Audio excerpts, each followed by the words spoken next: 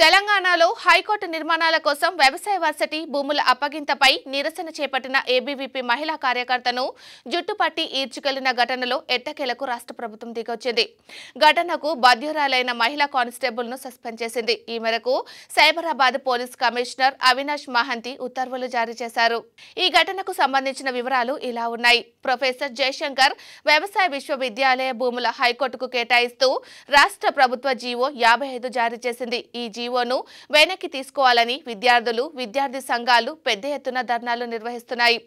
ఇందులో భాగంగా ఈ నెల 24న ఏబీవీపీ ఆధ్వర్యంలో ధర్నా చేపట్టారు. అయితే స్థానిక పోలీసులు విద్యార్థులను చెదరగొట్టారు. ఆ సమయంలో కానిస్టేబుల్ ఆయుషా ఏబీవీపీ రాష్ట్ర కార్యదర్శి ఝాన్సీని హోండా యాక్టివ్ పై వెంబడిస్తూ జుట్టుపట్టి ఈడ్చుకెళ్లారు. దీంతో ఆ యువతి కింద పడి తీవ్ర గాయాల పాలై దవాఖానాలో చికిత్స పొందుతున్నది. ఈ ఘటనపై నమస్తే తెలంగాణలో వార్త ప్రముఖంగా ప్రచురితమైంది. అనేక సోషల్ మీడియాలో వీడియో వైరల్ అయింది. స్పందించిన సిపి విచారణ చేపట్టి కానిస్టేబుల్ పై చర్యలు తీసుకున్నారు.